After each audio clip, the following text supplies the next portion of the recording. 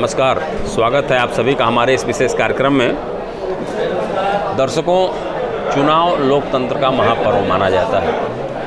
यही लोकतंत्र की खूबसूरती है और आम मतदाता अपने आप को गौरवान्वित महसूस करता है जब हर पद का प्रत्याशी उसके सामने जाता है और अपील करता है, उसके सामने झुक करके उससे अपने पक्ष में मतदान की अपील करता है। तो ये मतदाताओं की असली ताकत है। तब मतदाता समझता है कि हम भी ताकतवर हैं। तो मतदाता सबसे शक्तिशाली व्यक्ति माना जाता है। तो Gorakhpur civil court bar association में इस समय चुनाव चल रहा है और सारे प्रत्याशी लगातार मतदाताओं से संपर्क कर रहे हैं। 20 फरवरी 2024 को चुनाव है, बिल्कुल उफान पर है चुनाव। तो प्रत्याशी लगातार अपने मतदाताओं से संपर्क कर रहे हैं और मैं भी उनकी मदद कर रहा हूं। एक छोटा सा प्रयास मेरा भी है कि मैं भी उनकी आवाज़ बनकर उनके मतदाताओं तक पहुंचने का मैं भी प्रयास कर रहा हूं। तो इस समय हमारे साथ शिव कुमार निषाद जी हैं, जो उपाध्यक्ष पद, जो 10 वर्ष से ऊपर का पद है, उस पद पर आप चुनाव लड़ रहे हैं और इनसे हम बातचीत करेंगे और जानेंगे कि इनकी क्या कार्य योजना है। तो शिव कुमार जी, आपका हमारे कार्यक्रम में स्वागत है। बहुत बहुत धन्यवाद। शिव कुमार जी, आप के बारे में आपका मतदाता जान सके तो मैं ये चाहूँगा ना कि ये आपने एक प्रोफाइल आप अपने जीवन के बारे में आप बताइए, जीवन वृत्त के बारे में बताइए कि आपका जन्म कहाँ हुआ, आपके माता पिता कौन हैं और आपकी जो शिक्षा दीक्षा हुई वो कहाँ से हुई। इसके बारे में पूरा जो विधि तक का सफ़र है उसके बारे में अपने मतदाताओं को ज़रा आप बता दीजिए। जी सर। सर्वप्रथम तो सर आपके इस चैनल के लाखों दर्शकों, सम्मानित अधिवक्ता बंधुओं और सम्मानित अधिवक्ता बहनों को मेरी तरफ से सादर प्रणाम तथा विशेष रूप से आपका हार्दिक आभार कि आपने अपने इस मीडिया प्लेटफॉर्म के माध्यम से, जिसके लाखों फॉलोअर्स हैं, हमको अपनी बात रखने का अवसर दिया। इसके लिए आपको बहुत बहुत धन्यवाद। बिल्कुल सर, बिल्कुल। मेरा नाम शिव कुमार निषाद एडवोकेट है। मेरे पिताजी का नाम श्री रमाशंकर निषाद है। मैं मूल रूप से यहाँ से गोरखपुर से 40 किलोमीटर दूर दक्षिणांचल में ग्राम डेमुसा, पोस्ट थाना गगहा, जनपद गोरखपुर का रहने वाला हूँ। मेरी प्राथमिक शिक्षा प्राथमिक पाठशाला डेमुसा से हुई सर। उसके बाद मैंने जूनियर हाई स्कूल गगहा से परीक्षा उत्तीर्ण किया। फिर सन 1992 में हाई स्कूल और 1994 में इंटरमीडिएट की परीक्षा किसान इंटर कॉलेज गगहा से उत्तीर्ण करने के बाद 1997 में मैंने गोरखपुर विश्वविद्यालय से स्नातक किया और सन 2001 में विद्या स्नातक पूरा होने के बाद मैंने सन 2001 से सिविल कोर्ट गोरखपुर में बतौर अधिवक्ता प्रैक्टिस शुरू किया। बहुत सुंदर, बहुत सुंदर। शिव कुमार जी, आप क्या इसके पूर्व भी आप कार्यकारिणी में रह चुके हैं? नहीं सर, इसके पहले मैं पिछले चुनाव में इसी पद पे, उपाध्यक्ष 10 वर्ष से ऊपर वाले पद पर चुनाव लड़ा था और मुझे सभी सम्मानित अधिवक्ता बहनों का पूरा सहयोग, समर्थन और आशीर्वाद मिला था और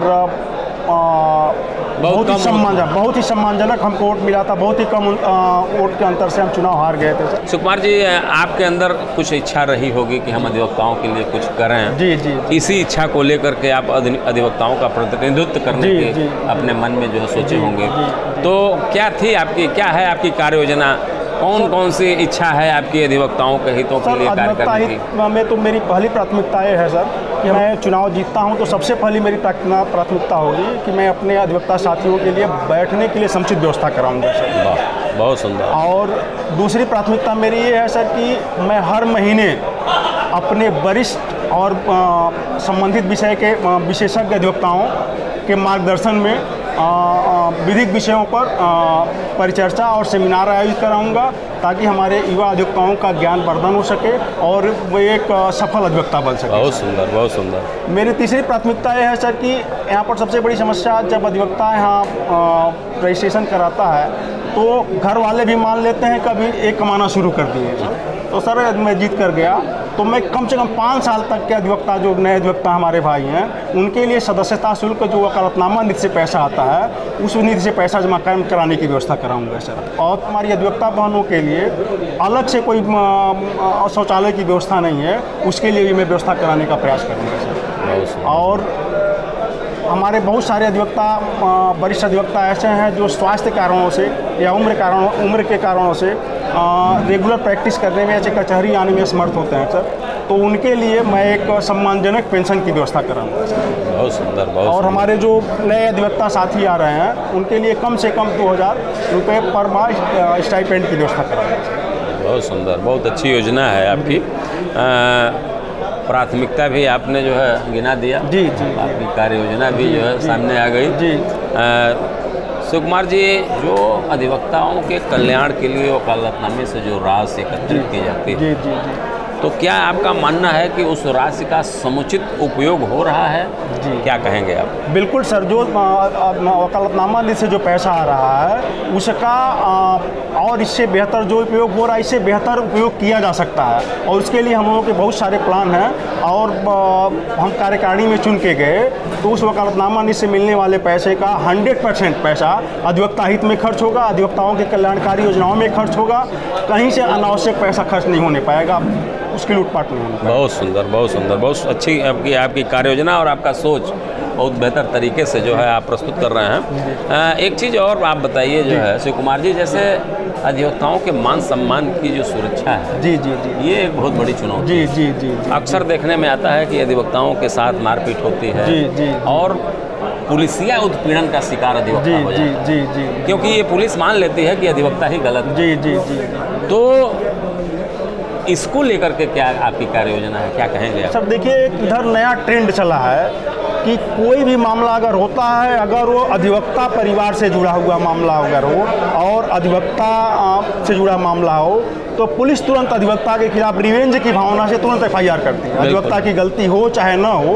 अभी ताज़ा प्रकरण एक अभी आज का प्रकरण था सर, विशाल वाला प्रकरण, उसमें अधिवक्ता को, हमारे अधिवक्ता भाई को कुछ अराजक तत्वों ने बुरी तरह से मारा पीटा, सर फट गया। उसके बाद भी पुलिस ने सबसे पहले उसका एफआईआर दर्ज किया। फिर हमारे माननीय मंत्री जी और हमारे अधिवक्ता साथी कार्यकारिणी के लोग जब दबाव बनाए तब मेरा एफआईआर दर्ज हुआ सर। तो इस चलन को हमको तोड़ना होगा। हम लोग कार्यकारिणी में चुन के जाते हैं सर, तो हम पुलिस के उच्च अधिकारियों से मिलकर इस बात को रखेंगे कि अधिवक्ताओं का इस तरह से उत्पीड़न न हो, क्योंकि वही पुलिस वाले जब उनके खिलाफ कोई कार्रवाई होती हो, किसी मामले में फंसते हैं तो हमारे द्वारा ही उनकी मदद की जाती है। बिल्कुल। लेकिन वो हमारे प्रति रिवेंज की भावना से काम करते हैं सर। और चूंकि इसका कारण एक चीज़ और है कि अधिवक्ता अपनी बात को बहुत ही प्रभावी ढंग से रखता है। जी जी जी और जी, पुलिस वहाँ किसी भी प्रकार का कोई भी गलत कार्य नहीं कर पाती। जी जी जी, मनमानी नहीं कर तो पाती। पुलिस को मनमानी करने से अधिवक्ता रोकता है। वही इसलिए उनको बुरा पुलिस लगता है। हमेशा रिवेंज की जी, बदले जी, की रिवेंज भावना की से भावना। काम करती है। जी, जी। तो यही पुलिस और अधिवक्ता के बीच संघर्ष का भी यही कारण है। जी, जी, और जी, जब जी, तक इस पर उच्च अधिकारी ध्यान नहीं देंगे, जी जी जी, तब तक जो होता है रहेगा पुलिस सर। और अधिवक्ता का जो संघर्ष है जी, वो जी, चलता चलता रहेगा। रहेगा, इस पर बहुत प्रभावी कार्य करने की जरूरत है। जी, जी। शिव कुमार जी, आपको यहाँ का मतदाता जी आपको ही अपना उपाध्यक्ष बनावे, जी जी जी कैसे, क्यों, क्या अपील करेंगे आप? सर, आपने बड़ा ही सार्थक प्रश्न किया है हमसे। सर, मैं यहाँ पर पिछले 23-24 सालों से रेगुलर प्रैक्टिशनर अधिवक्ता हूँ। अपने अधिवक्ता साथियों के सारे दुख सुख और समस्याओं से वाकिफ़ हूँ और मैंने इसी नाते ये सोचा कि हम बेहतर सेवा अपने अधिवक्ता भाइयों के लिए कर सकते हैं कार्यकारिणी में जाके। सर, कहावत है सर कि जाके पैर न फटी बेवाई, सो क्या जाने पीर पर आई। और यदि हमारे अधिवक्ता भाई हमको समर्थन करते हैं, हमको इलेक्ट करके भेजते हैं, तो हम उन सारी समस्याओं का समाधान करने की भरपूर कोशिश करेंगे। बहुत सुंदर। शिव कुमार जी, आपका अति व्यस्ततम समय इस समय चल रहा है, चुनाव बिल्कुल एकदम सिर पर है। जी जी। और आप लोग लगातार अपने मतदाताओं से संपर्क कर रहे हैं। ऐसे में आपने अपना अमूल्य समय निकाला और आप मेरे आग्रह को स्वीकार किए और आप यहाँ आए और हमसे बातचीत किए ताकि आपके मतदाताओं तक आपकी बेहतर तरीके से बेहतर बात पहुँच सके। जी, इसके लिए आपको बहुत बहुत धन्यवाद। अच्छा, बहुत बहुत धन्यवाद।